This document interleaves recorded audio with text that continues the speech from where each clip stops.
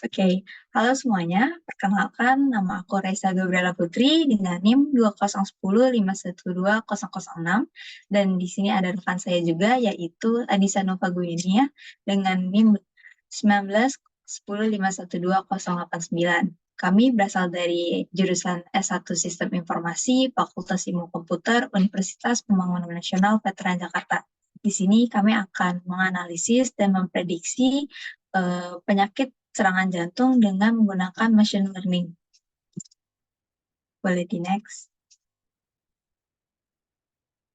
Oke, di sini kita melakukan prediksi journey. Yang pertama ada preparation, yaitu kita mengimport package dan dataset. Selanjutnya kita akan melakukan understanding data sekaligus mengobservasi. Selanjutnya kita akan melakukan exploratory data analysis, yang di mana kita menggunakan univariate dan bivariate analysis. Selanjutnya kita akan melakukan data pre-processing, di mana kita melakukan data splitting dan scaling, dan yang terakhir kita akan melakukan modeling dengan menggunakan model logistik, regression, random forest, dan yang terakhir ada gradient boosting. Nah, sebelum kita memulai, di sini ada data dictionary, di mana di sini terdapat pengertian dari kolom-kolom dataset yang akan kita gunakan.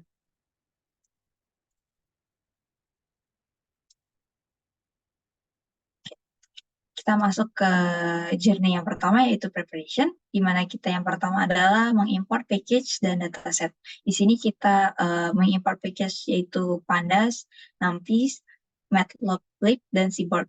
Nah, Pandas ini berguna sebagai manipulasi dan analisis untuk data, dan NumPy itu memungkinkan kita untuk bekerja dengan array.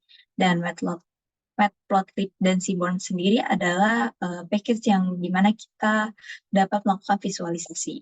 Selanjutnya kita melakukan import dataset, di mana kita menggunakan dataset yang berada di Google Drive, di mana kita harus melakukan koneksi ke Google Drive terlebih dahulu, dan selanjutnya kita baru bisa melakukan import dataset.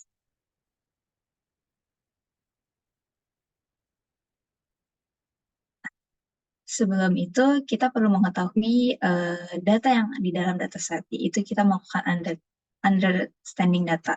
Di sini kita mulai dari mencari info dari data sendiri, di mana terdapat ada 14 kolom, dan di sini kita bisa lihat ternyata tidak ada baris yang hilang di seluruh kumpulan data, sehingga tidak perlu untuk mengisi atau menghapus nilai apapun.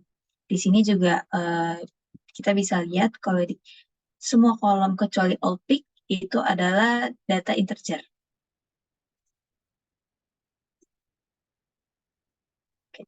Untuk observasi yang selanjutnya, di sini kita bisa lihat isi yang isi dalam konten data itu sendiri. Selanjutnya jumlah baris dan kolom, yaitu shape of data. Di sini kita bisa lihat kalau misalkan barisnya itu ada 303 dan kolom sendiri ada 14. Nah, ini ada top 5 dari baris teratas, dan di sampingnya ini kita bisa lihat nilai unik dari masing-masing kolom. Nah, di sini kita bisa lihat kalau ternyata di bagian seks itu ada 2, tapi kita masih belum tahu untuk nilai 0 atau 1 ini adalah jenis kelamin perempuan atau laki-laki. Selanjutnya kita juga tahu kalau di sini ada 4 tipe chest pain, dan yang terakhir ada exercise include angina, yang itu yang 1 bernilai yes dan 0 adalah no. Selanjutnya kita juga melakukan pemisahan data, yang dimana kita memisahkan secara kategori dan continuous. Nah, yang terakhir kita melakukan pencarian missing value, dan di sini kita bisa lihat kalau ternyata tidak ada nilai yang hilang, sehingga semua fitur itu bisa kita gunakan untuk analisis selanjutnya.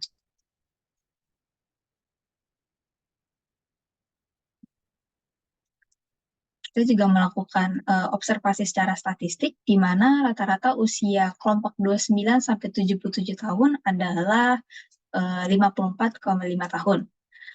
Selanjutnya, rata-rata denyut jantung kelompok kelompok adalah 149 dengan minimal 133,5 dan tertinggi 202. Rata-rata tekanan darah kelompok adalah 131,6 dengan minimal 120 dan tertinggi 200. Dan yang terakhir, rata-rata dari kolesterol kelompok ini sendiri adalah 246 dengan minimal 126 dan tertinggi 564. Nah, di sini kita juga melakukan visualisasi secara general, yaitu menggunakan data target variable atau output, di mana sebanyak 54% orang memiliki risiko tinggi terkena serangan jantung, dan sebanyak 46% orang memiliki risiko rendah terkena serangan jantung. Nah, dari penjelasan sebelumnya, bahwa Kolmsek mengklasifikasi pasien dalam kategori 1 atau 0 berdasarkan jenis kelamin mereka. Namun, tidak disebutkan bahwa apakah satu mewakili laki atau perempuan, begitu juga untuk 0. Maka dari itu kita akan melakukan analisis selanjutnya. Sebelum kita melakukan analisis mengenai jenis kelamin dalam nilai 0 atau 1, kita melakukan penelitian lebih lanjut lewat Departemen Kesehatan Harvard, di mana peneliti menemukan bahwa laki-laki itu memiliki resiko lebih tinggi dibandingkan perempuan. Dan ini berdasarkan kolesterol, darah tinggi, diabetes, body mass index, dan aktivitas fisik. Nah, berarti kalau misalkan tadi kita melakukan lihat dari survei Harvard sendiri, berarti kita dapat menentukan bahwa presentasi dengan tingkat risiko yang tinggi akan disimpulkan sebagai laki-laki.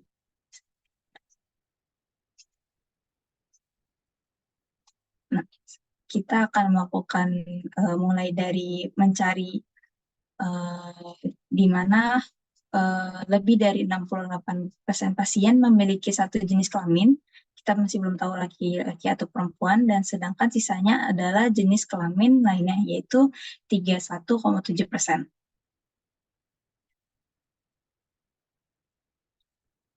Nah, jenis kelamin satu ini memiliki resiko yaitu 44,93% mengalami serangan jantung yang beresiko tinggi, sedangkan untuk jenis kelamin 0 memiliki 75% beresiko lebih tinggi. Nah, dari berdasarkan perhitungan di atas dan survei para peneliti Harvard, dapat disimpulkan bahwa label 0 adalah laki-laki dan label 1 adalah perempuan.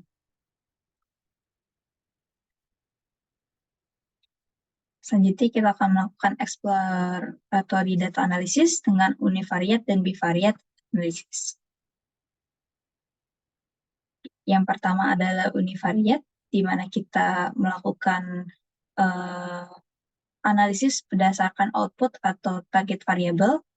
Di sini kita bisa lihat, kita menggunakan analisisnya juga berdasarkan kategori fitur.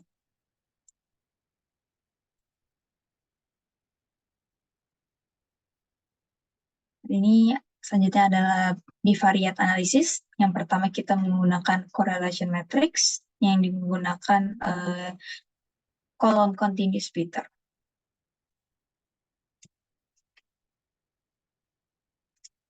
Oke, dan yang terakhir kita juga melakukan distribusi column continuous berdasarkan output. Di sini ada berdasarkan umur, TRT-BPS, kolesterol, KLACH, dan OPIC.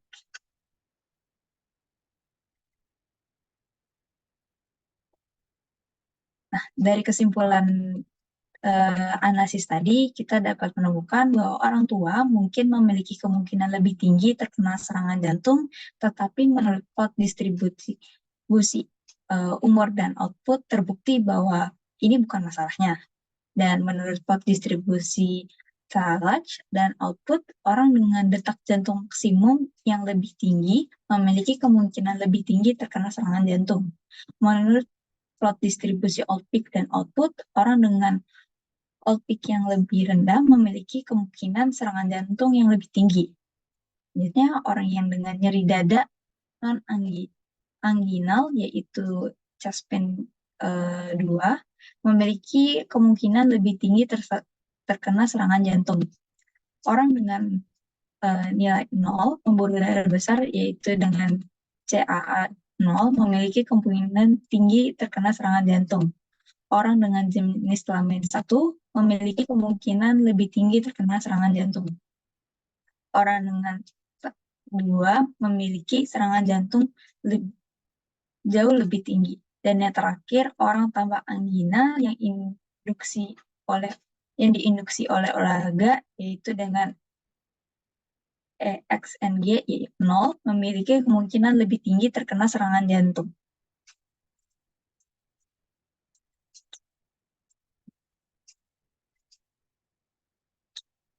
Selanjutnya akan dijelaskan oleh rekan saya. Baik, terima kasih Raisa.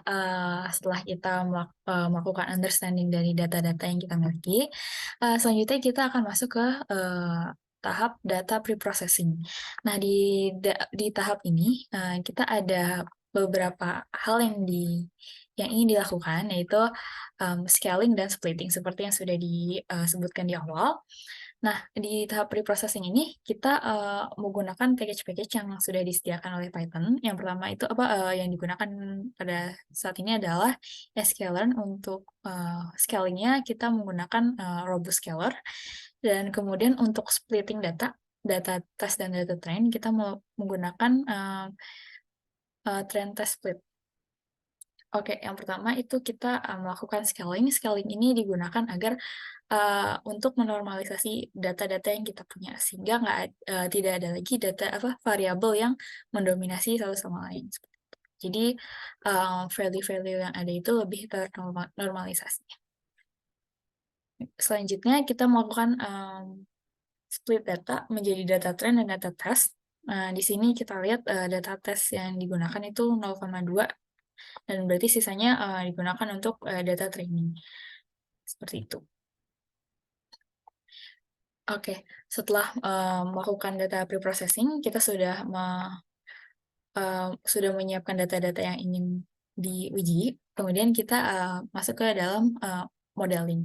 Nah, model yang digunakan di sini ada logistic regression, yang kedua ada random forest classifier, dan yang ketiga ada gradient boosting classifier.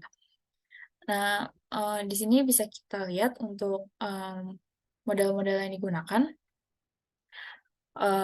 Yang pertama, yang di sini kita bisa lihat untuk logistic regression, yang kedua ada random forest classifier, dan yang ketiga ada gradient boosting classifier. Nah, untuk hasil dari ketiga model ini tentunya memiliki hasil yang berbeda. Untuk dari logistic regression sendiri memiliki confusion matrix. Yang pertama ada true positif bernilai 27, false positif 2, false negatif bernilai 4, dan true negatif 28. Begitu juga untuk yang random forest, untuk true positifnya 26, false positifnya 3, false negatifnya ada 7, dan true negatifnya 25. Dan juga yang gradient boosting, untuk true positifnya 26, false positifnya 3, false negatif 5, dan true negatifnya ada 27. Dan untuk akurasinya masing-masing untuk logistic regression, dia bernilai 90,16, dan untuk random forest 83,60, dan yang terakhir gradient boosting dia mendapatkan akurasi 86,88. Dan untuk classification report bisa dilihat di sini untuk masing-masing modelnya. Oke, untuk summary dari ketiga model ini bisa kita lihat untuk model yang paling akurat berada di logistic regression karena memiliki akurasi paling tinggi, yaitu bernilai 90,16. Dan yang kedua yang paling akurat adalah gradient boosting, dan yang ketiga adalah random forest.